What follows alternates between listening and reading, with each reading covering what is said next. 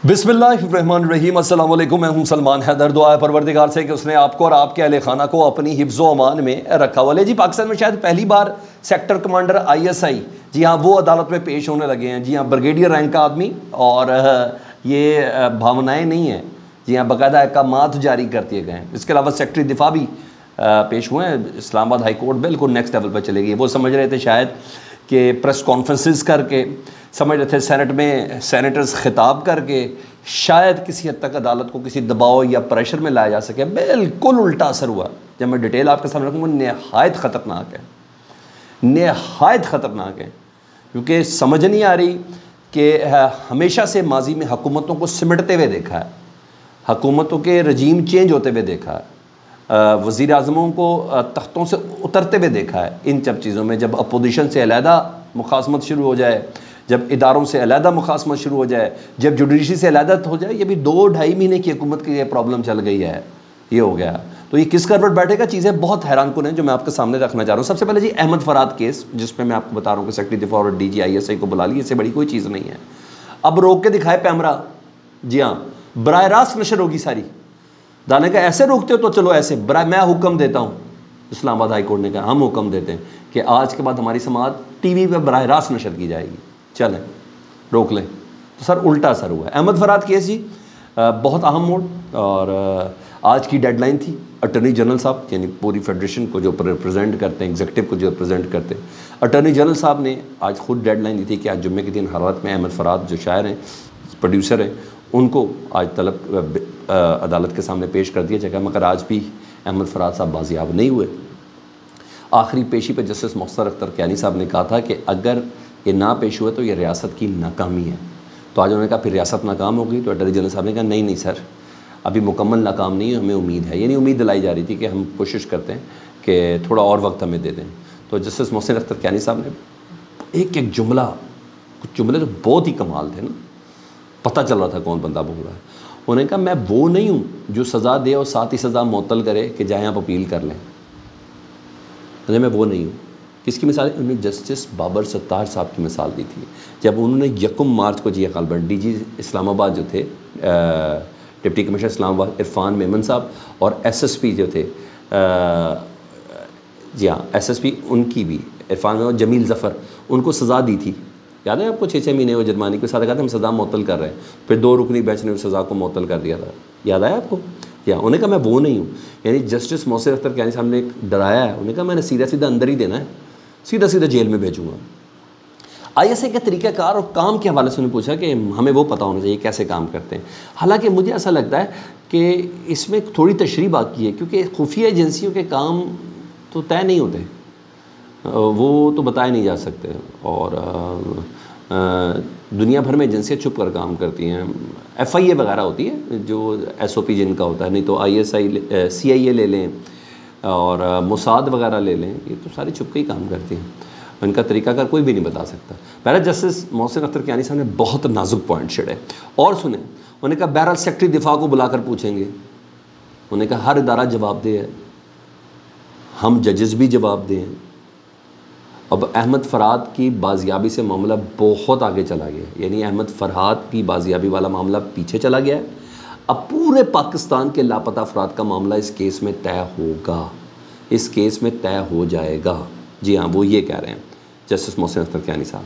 उन्होंने कहा मुतलका इदारा सिर्फ पुलिस है, यानी एजेंसियाँ, पुलिस तफ्तीश कर सकती है एजेंसियों से, ISI से, MI से, क्योंकि मुझे सिर्फ यही पता है कि पाकिस्तान में इन्वेस्टिगेशन सिर्फ और सिर्फ पुलिस करती है। भाई मुझे ये नहीं समझ आ रही कैसे पुलिस करती है।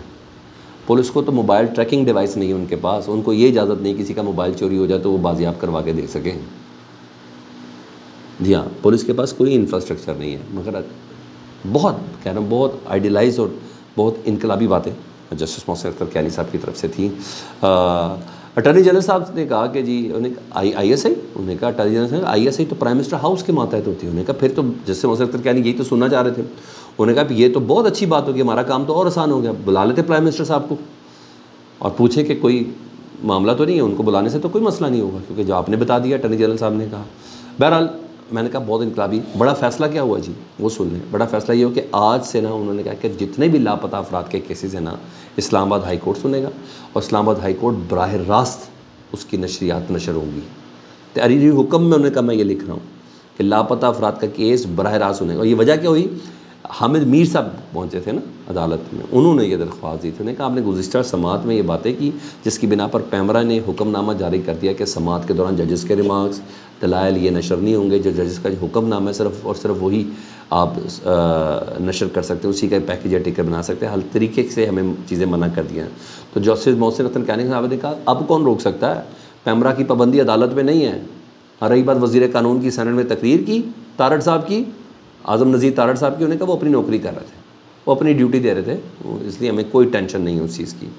اور سب سے تہلکہ خیز کام پھر بتا رہا ہوں یہ ہوا ہے کہ اسلام آباد ہائی کورٹ نے سیکرٹری دفاع, جی ہاں فوج کا سویلین چہرہ, ان کو, اور ISI کے سیکٹر کمانڈر, جی ہاں ان کو طلب کر لیا 29 مئی کو, یعنی 4 دن بعد 29 مئی کو ان کو طلب کر لیا. اور جسٹس محسن اختر کیانی صاحب نے کہا سیکٹر کمانڈر جو ہیں ISI کے, میری نظر میں ان کی حیثیت صرف ایک SHO جیسی ہے. اچھا یہاں میں تھوڑا سا اور دے دوں سر, SHO ہوتا ہے 16ویں اسکیل کا, اور سیکٹر کمانڈر ہوتے ہیں بریگیڈیئر رینک کے, یہ 19 یا 20واں ان کا رینک بنتا ہے. ٹھیک ہے جی. تو بہرحال کچھ بھاونائیں بھی تھیں جس میں آج محسن اختر کیانی صاحب بہت غصے میں تھے. وعدہ جو کیا گیا تھا آج کا, تو پھر جج غصے میں تو آئے گا ہی آئے گا. تو بہرحال انہوں نے کہا سب کچھ اداروں کی بہتری کے لیے. دیکھیں اب 29 تاریخ کو احمد فراد صاحب پیش ہوتے ہیں یا ISI کے سیکٹر کمانڈر صاحب پیش ہوتے ہیں, یہ سب کو انتظار ہوگا. یہ چیز ہے. ویسے یہ تو ایک پورا ٹاپک تھا, مگر کچھ اور چیزیں بھی نا. رات کو آپ کو پتہ پاکستان تحریک انصاف کے مرکزی سیکریٹریٹ پہ آپریشن ہوا, اس کے خاص حصے کو انکروچمنٹ کے چکر میں گرایا گیا. پھر جو کچھ بھی تھا تو ضلعی صدر ہے عامر مغل صاحب, وہ ادھر پہنچے, انہوں نے بحث مباحثہ کیا اور مزاحمت کی. تو ان کے اوپر FIR درج ہوئی, دہشت گردی کی فائرنگ کی ہے. سب اتنا چھوٹ ہے یار, توبہ یا اللہ, کوئی فوٹیج بھی نہیں تھی. بندہ پوچھ تو سکتا بھائی کیوں کر رہے ہو, کیا نہیں کر رہے ہو. بہرحال عدالت میں پیش کیا گیا پولیس نے. انہوں نے کہا ہم نے ان سے وہ راڈ برآمد کرنی ہے. اس میں لکھا پستول سے فائرنگ کر رہے تھے FIR میں, اور ادھر پولیس کہہ رہی ہے ہم نے وہ راڈ برآمد کرنی ہے. ٹھیک ہے. تو عدالت بھی سمجھتی ہے کہ کیا رنگ بازی ہے, کیا ہے یہ سب چیزیں. آئے گا نہیں کوئی جسمانی ریمانڈ نہیں, ان کو سیدھا جوڈیشل بھیجا. میرا خیال ہے کل ان کی ضمانت ہو جائے گی. تو یہاں یہ چیزیں.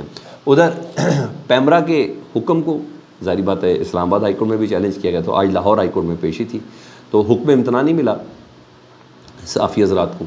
تو بہرحال جسٹس عابد شیخ ہیں لاہور ہائی کورٹ کے, انہوں نے لارجر بینچ کی سفارش کی ہے اور سماعت 29 مئی کے لیے ملتوی کر دی گئی ہے. فری کین انہوں نے کہا نازک مسئلہ ہے, صرف لارجر بینچ کرے, اس کو یہ ایسی چیز ہے. اور تمام فری کین جس میں پیمرا کو نوٹس جاری کر دیے گئے ہیں. یہاں تو یہ چیز چل رہی تھی. تیسری خبر پاکستان تحریک انصاف کو, میں نے کہا نا کہ یہ جتنی بھی حکومتی اقدامات ہیں وہ اپوزیشن کو بیانیہ دیتے ہیں. رات کو بھی شاید انکروچمنٹ صحیح ہو, جو کچھ بھی ہو, مگر ٹائمنگ آپ کی ایسی کریں. میں نے کہا ابھی تو یہ خسرے ثابت نہیں کروا سکے, تو یہ انکروچمنٹ کو صحیح کیسے ثابت کریں گے.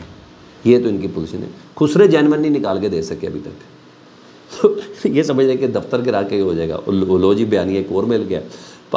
پاکستان تحریک انصاف نے نا 3:30 بجے, یہ جو کل دفتر سیل کیا گیا تھا نا, اور وہ جو گرایا گیا تھا, 3:30 بجے انہوں نے اجلاس بلا دیا کور کمیٹی کا. باہر ہی تمبو لگا کے, ٹینٹ لگا کے ہوگا جی, اور حکمت عملی طے کی جائے گی. چلے روک سکو تو روک لو. وہ یہ چیز ہے سر. میں نے بولا کہ ان کے اقدامات جو ہیں نا سارے کے سارے, مجھے کیوں ایسا لگ رہا ہے کہ سب پاکستان تحریک انصاف کو بنانے کے لیے, ان کے بیانیے کو مضبوط کرنے کے لیے, اس پارٹی کو ناقابل تسخیر کرنے کے لیے یہ سارے کام کر رہے ہیں. مجھے تو ان کی عقل پہ یہاں آتا ہے. آپ کو آتا ہے کوئی ایسا خیال تو مجھے کمنٹ سیکشن میں ضرور بتائیں. اپنا بہت خیال رکھیں. اللہم صلی علی محمد و آل محمد.